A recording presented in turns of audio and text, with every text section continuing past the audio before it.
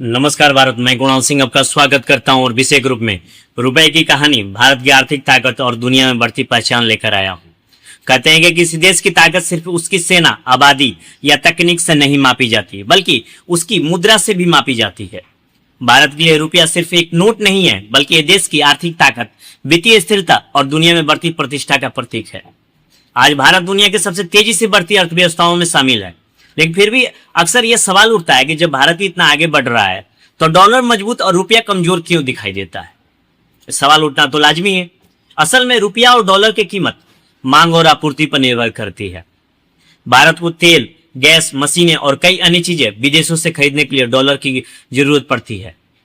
जब डॉलर की मांग बढ़ जाती है और उसकी उपलब्धता कम हो जाती है, तब रुपये पर दबाव बढ़ता है और उसकी कीमत धीरे धीरे गिरने लगती है।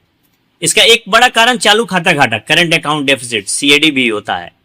इसे बहुत आसान भाषा में समझे तो यह देश की आमदनी और खर्च का अंतर होता है। जैसे किसी परिवार की मासिक आय 50,000 रुपए है, लेकिन उसका खर्च 60,000 रुपए है, तो उसे 10,000 रुपए का घाटा होगा। ठीक इसी तरह जब भारत विदेशों को सामान और सेवाएं बेचकर जितना पैसा कमाता है, उससे ज्यादा पैसा विदेशों से सामान और सेवाएं खरीदने में खर्च कर देता है, तो इसे चालू खाता घाटा कहा जाता है। उदाहरण के लिए यदि भारत विदेशों को $100 का सामान बेचता है, लेकिन विदेशों से $120 का सामान खरीदता है, तो $20 का चालू खाता घाटा पैदा हो जाता है। इस घाटे को पूरा करने के लिए भारत को अतिरिक्त डॉलर की जरूरत पड़ती है, जिससे डॉलर की मांग बढ़ती है और रुपया पर दबाव बढ़ जाता है।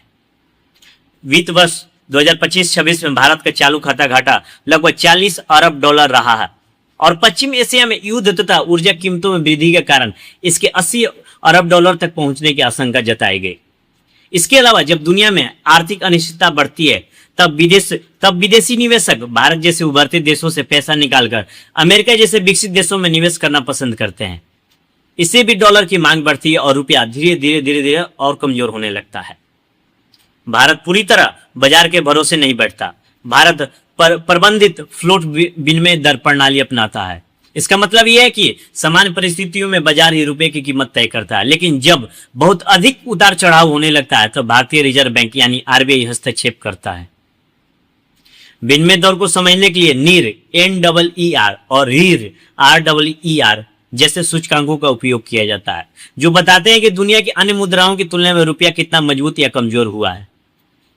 जब बाजार की वजह से रुपया कमजोर होता है तो उसे डेप्रिसिएशन कहा जाता है और सरकार द्वारा जानबूझकर मूल्य घटाने को डिवैल्यूएशन कहते हैं। और जब रुपया मजबूत होता है तो उसे एप्रिसिएशन कहा जाता है।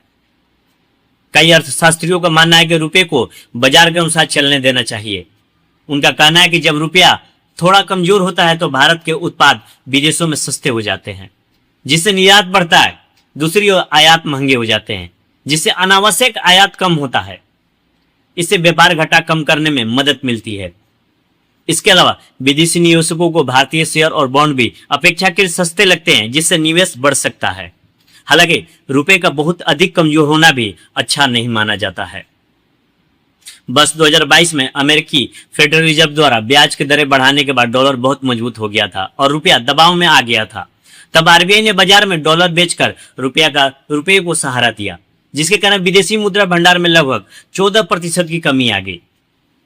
वर्ष 2025-26 में भी आरबीआई ने रुपये को स्थिर रखने के लिए लगभग $53 अरब की शुद्ध बिक्री की। ये कदम बाजार में घबराहट रोकने और आयातित महंगाई को नियंत्रित करने के लिए जरूरी था, लेकिन लंबे समय तक ऐसा करना संभव नहीं है, क्योंकि इससे विदेशी मुद्रा भंडार पर दबाव बढ़ता जाएगा। विशेषज्ञों का मानना है कि विनिमय दर स्वयं कोई समस्या नहीं है, बल्कि यह अर्थव्यवस्था के असंतुलन को ठीक करने का एक माध्यम है।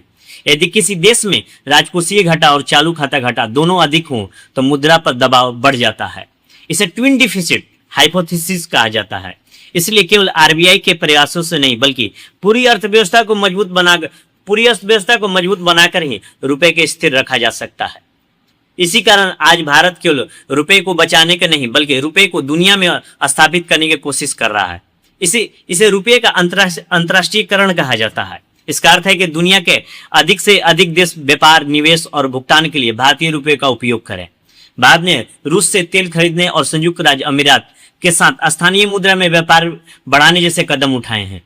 यूएई, संयुक्त राज्य अमीरात भारत का तीसरा सबसे बड़ा व्यापारिक साझेदार है और भारत लगभग 18 देशों के साथ रुपए में व्यापार की संभावनाओं पर काम कर रहा है। रुपए में व्यापार होने का सबसे बड़ा फायदा यह है कि भारत को हर लेन देन के लिए डॉलर पर निर्भर नहीं रहना पड़ेगा। इससे विदेशी मुद्रा भंडार पर दबाव कम होता है और निर्यातकों को विनिमय दर के जोखिम से राहत मिलती है। यदि भारत की अर्थव्यवस्था लगातार बढ़ती रहे लेकिन उसके व्यापार का लाभ केवल विदेशी मुद्राओं को मिलता रहे तो यह देश के लिए दीर्घकाल में लाभकारी नहीं होगा। इसलिए रुपए की वैश्विक स्वीकार्यता बढ़ाना समय की आवश्यकता है। रूस यूक्रेन युद्ध ने दुनिया को यह भी दिखाया कि केवल डॉलर आधारित व्यवस्था पर निर्भर रहना हमेशा सुरक्षित नहीं होता। अमेरिका ने रूस की कुछ डॉलर परिसंपत्तियों को फ्रीज कर दिया और स्विफ्ट प्रणाली तक उसकी पहुंच सीमित कर दी। इसके बाद कई देशों ने वैकल्पिक भुगतान प्रणालियों की आवश्यकता महसूस की। भारत ने भी स्थानीय मुद्राओं में व्यापार और वैकल्पिक वित्तीय व्यवस्थाओं को बढ़ावा देना शुरू किया। आज भारत इस दिशा में कई उपलब्धियां हासिल कर चुका है। यूएई, इंडोनेशिया, मॉरिशस और मालदीव सहित कई देशों के साथ स्थानीय मुद्रा व्यापार को बढ़ावा दिया गया है। 35 देशों के 83 बैंकों ने भारतीय बैंकों में विशेष रुपया वस्त्रों खाते खोले हैं। वित्त वर्ष 2025-26 के पहले 9 महीने में भारत के वस्तु और सॉफ्टवेयर निर्यात का 6.08% तथा आयात का 4.82% रुपए में बिल किया गया। भारतीय सरकारी बॉन्डों को जेपी मॉर्गन, ब्लूमबर्ग और एफटीएसआई रसेल जैसे वैश्विक सूचकांकों में शामिल किया गया, जिससे भारत के वित्तीय बाजारों पर दुनिया का भरोसा बढ़ा है। वर्तमान में वैश्विक विदेशी मुद्रा बाजार में रुपए की हिस्सेदारी लगभग 1.6% है, जबकि वैश्विक व्यापार में भारत की हिस्सेदारी लगभग 2% है। रुपए के अंतर्राष्ट्रीयकरण में डिजिटल रुपया यानी सीबीडीसी भी महत्वपूर्ण भूमिका निभा सकता है।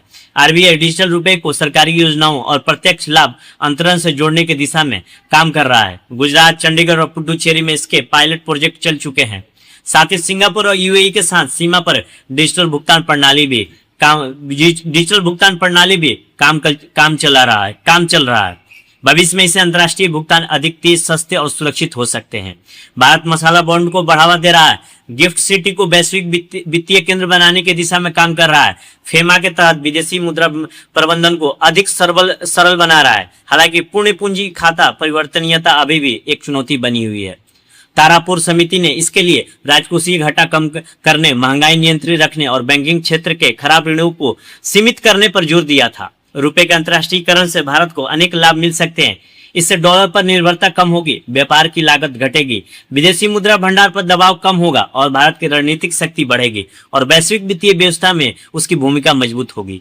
लेकिन इसके साथ चुनौतियां भी हैं, जैसे विनिमय दर में अस्थिरता, पूंजी का तेजी से आना जाना, मौद्रिक नीति पर दबाव और वैश्विक निवेशकों का विश्वास रखना। इसके अलावा ट्रिफिन डायलेमा जैसी चुनौतियां भी किसी मुद्रा को वैश्विक रिजर्व मुद्रा बनाने के राह को कठिन बनाती है। अंततः रुपए की विनिमय दर, उसका अंतर्राष्ट्रीयकरण केवल आर्थिक विषय नहीं है, बल्कि भारत की आर्थिक संप्रभुता, रणनीतिक स्वायत्ता और विकसित भारत 2047 के सपने से जुड़े हुए हैं।